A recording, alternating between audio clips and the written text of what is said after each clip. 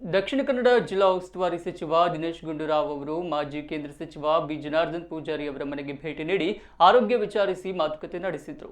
ಬಳಿಕ ದಿನೇಶ್ ಗುಂಡೂರಾವ್ ಅವರು ಮಾಜಿ ಸಚಿವ ಬಿ ರಮನಾಥ್ ರೈ ಅವರ ಮನೆಗೂ ಭೇಟಿ ನೀಡಿದರು. ದಿವಂಗತ ಇಂದಿರಾ ಗಾಂಧಿ ಅವರು ಪ್ರಧಾನಿಯಾಗಿದ್ದಾಗ ತಾನು ಮಾಜಿ ಸಿಎಂ ಗುಂಡೂರಾವ್ ಜೊತೆಯಾಗಿ ಕೆಲಸ ಮಾಡಿದ್ದೆವು. ದಕ್ಷಿಣ ಕನ್ನಡ ಜಿಲ್ಲೆಯ ಉಸ್ತುವಾರಿ ಸಚಿವರಾಗಿ ಜಿಲ್ಲೆಯ ಅಭಿವೃದ್ಧಿಗೆ ನಿಷ್ಠೆ ಪ್ರಾಮಾಣಿಕತೆಯಿಂದ ಕೆಲಸ ಮಾಡುವಂತೆ ಪೂಜಾರಿ ಅವರು ತಿಳಿಸಿದರು. ನಿಮ್ಮ ಮಾರ್ಗದರ್ಶನ ಪಡೆಯುವುದೇ ನಮ್ಮ ಸೌಭಾಗ್ಯ ಎಂದು ಸಚಿವ ದಿನೇಶ್ ಗುಂಡೂರಾವ್ ಈ ವೇಳೆ ತಿಳಿಸಿದರು. ವಿಧಾನ ಪರಿಷತ್ ಸದಸ್ಯ ಕೆ ಹರೀಶ್ ಕುಮಾರ್, ಕೆಪಿಸಿಸಿ ಪ್ರಧಾನ ಕಾರ್ಯದರ್ಶಿಗಳಾದ ಪದ್ಮರಾಜ್ ಆರ್, ಮಿಥುನ್ ರೈ ಮತ್ತಿತರರು ಉಪಸ್ಥಿತರಿದ್ದರು.